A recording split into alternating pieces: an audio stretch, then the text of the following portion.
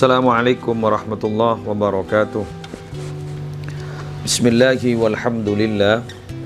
Wassalatu wassalamu ala rasulillah Sayyidina Muhammad ibn Abdillah wa ala alihi wa sahbihi wa man tabi'a sunnatahu wa qatada bihuda ila yaumi liqa'illah, amma ba'du. Seminggu sudah bulan Ramadan kita nikmati. Selasa yang lalu kita melaksanakan pertama kali berpuasa di bulan Ramadan tahun ini, dan sekarang sudah memasuki hari Selasa, berarti seminggu sudah. Semoga di hari Selasa ini kita senantiasa sehat, senantiasa memiliki kekuatan dan kesempatan untuk beribadah lebih baik.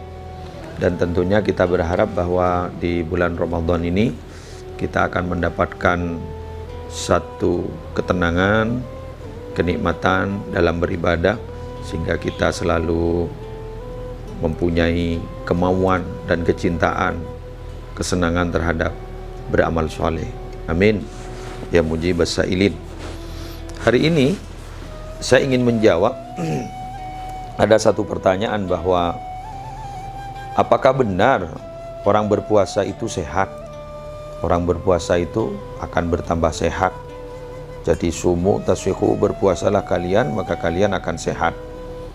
Kalau secara medis saya tidak bisa menjelaskan, karena itu bukan ranah saya dan saya tidak punya pengetahuan dalam dunia medis. Tapi saya hanya ingin membacakan dari sisi yang lain, bukan dari sisi medis, dari sisi agama, mengapa banyak makan itu tidak baik. Menurut ulama dijelaskan bahwa fi kathratil akli khamsu khisalin madhmumah. Banyak makan itu akan menyebabkan 5 hal yang dapat menjadikan dia tidak baik. Jadi ada 5 sesuatu yang tidak baik akan tumbuh atau timbul ketika orang itu banyak makan. Yang pertama adalah ayyadhhaba khaufullahi min qalbihi. Orang yang banyak makan itu terlalu kenyang, perutnya kenyang, sering kenyang, itu akan menghabiskan atau meniadakan rasa takut kepada Allah. Jadi perlahan-lahan rasa takut tidak ada, bahkan sirna sama sekali. Bila mana orang sudah tidak takut kepada Allah, maka tentunya tidak akan pernah takut kepada yang lain. Bahkan sudah tidak punya rasa malu.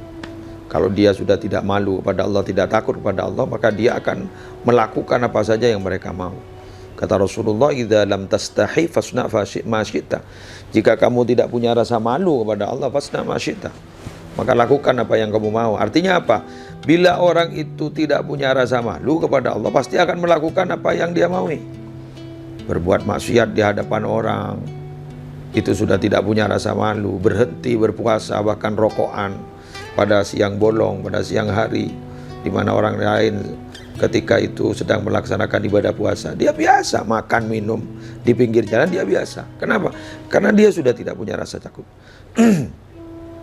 Tapi bagi kita yang sekarang sudah mengurangi makan, mengurangi minum, rasa takut kepada Allah sangat jelas tampak.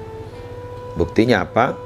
Kita punya uang, kita beli air di pasar, kita beli air di toko, air mineral yang hanya 600 ml itu atau sampai 500 ml. Itu uang kita, milik kita, dan bukan barang haram, tapi kita takut untuk memakannya, takut untuk meminumnya. Beli makanan takut untuk makannya, beli minuman takut kita untuk meminumnya. Kita masih menunggu nanti kalau sudah adzan maghrib dikumandangkan baru kita memakan dan meminumnya. Itu berarti sangat jelas bahwa kita takut kepada Allah. Takut kepada Allah. Jadi kita merasa malu betapa banyak nikmat Allah yang telah diberikan kepada kita, tapi kita tidak beribadah kepada Allah. Betapa malu Kita ini sebenarnya numpang hidup di sini. Ini milik Allah semuanya. Tapi kita ngadiguna. Dengan semaunya sendiri kita berbuat sesuatu, kita malu kepada Allah. Yang kedua, ayyaskula alaihi ta'at. Dengan banyak makan itu, berbuat ibadah itu berat. Jadi melakukan ibadah itu berat. Dengan banyak makan, kita berat melakukan ibadah. Tapi kalau perut kita tidak begitu banyak makan, ibadah itu enteng. Mau tarawih juga enak.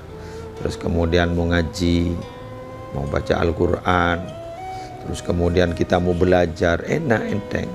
Jadi makan itu jangan terlalu banyak. Sampai kalau terpaksa kita akan banyak makan, itu dikasih aturan oleh Nabi Muhammad. 1/3 x 3. 1/3 untuk makanan, 1/3 untuk minuman, 1/3 untuk nafas. Kalau memang terpaksa, makanan kita itu mau diperbanyak. Yang ketiga, idza sami'a kalamal hikmati la yajidu lahu riqqah. Bila seseorang itu perutnya terlalu kenyang, penuh dengan makanan, bila mendengar kalam hikmah dia tidak pernah mendapatkan ketenangan. Hati itu tidak tenang, hati itu tidak halus, hati itu tidak lentur. Jadi hati itu keras. Jadi kalau banyak makan, hati itu keras. Tidak menerima mauidhah, tidak menerima kalam hikmah. Jadi justru dia semaunya sendiri, bahkan diberitahu orang tidak mau, maunya dia mau memberitahu kepada orang. Diberi masukan tidak mau, tapi orangnya senang memberitahu kepada orang. Dia maunya menang sendiri. Kalau hati itu keras, hati itu kalau sudah kadung keras, lebih keras daripada batu. Yang keempat, idza takallama bil hikmah wal mau'izah la yaqa'u kalamuhu fi qulubin nas. Orang yang perutnya kenyang, kalau menyampaikan sesuatu, memberikan mau'izah, wejangan, kata-kata hikmah, ngajak kebaikan kepada orang, itu tidak akan pernah masuk ke dalam hati orang. Kenapa? Karena perutnya terlalu kenyang. Jadi sesuatu hikmah, kalam bijaksana, kata-kata yang bijaksana, itu tidak mau kepada orang yang perutnya kenyang. Ini dampak negatif orang yang perutnya selalu kenyang. Dan yang terakhir, tahiju minhul amrad. Yang kelima adalah orang yang perutnya kenyang itu akan menarik beberapa penyakit.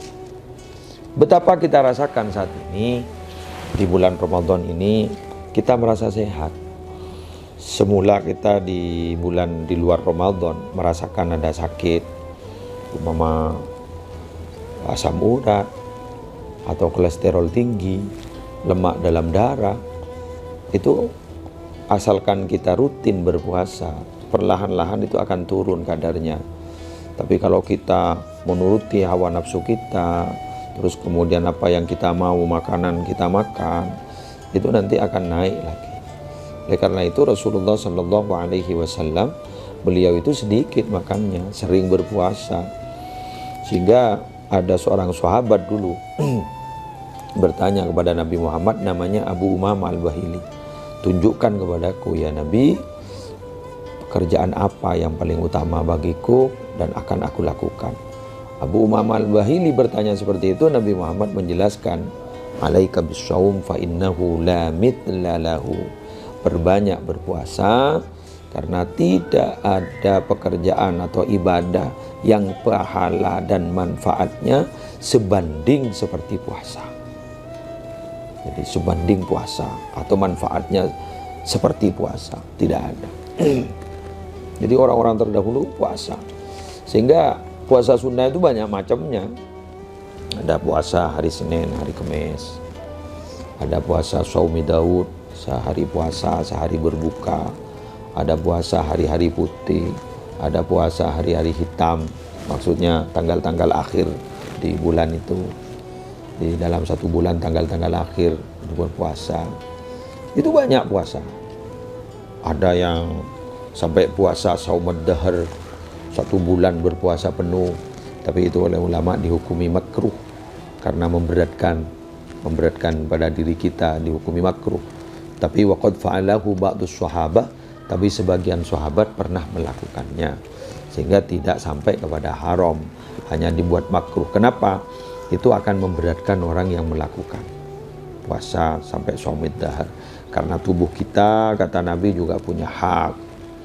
Jadi punya hak juga tubuh kita ini, punya hak makan, punya hak istirahat, sehingga memang harus balance, memang harus seimbang. Kapan kita harus makan, tapi ya jangan terlalu banyak. Kalau perlu kita puasa, begitu nikmatnya puasa, sehingga kita sebisa mungkin kalau sudah merasakan nikmat berpuasa di bulan Ramadan ini, nanti kita akan tingkatkan, melatih diri untuk berpuasa sunnah di luar bulan Ramadan. Selamat melakukan ibadah puasa, dan semoga ibadah puasa Anda tetap sempurna, tidak sakit, selalu sehat, dan semoga kita bersama oleh Allah selalu diberi kekuatan. Demikian dulu kajian di hari ini. Subhanakallahumma wa bihamdika asyhadu an la ilaha illa anta astaghfiruka wa atubu ilaik. Wallahul muwaffiq ila aqwamit thoriq. Assalamualaikum warahmatullahi wabarakatuh.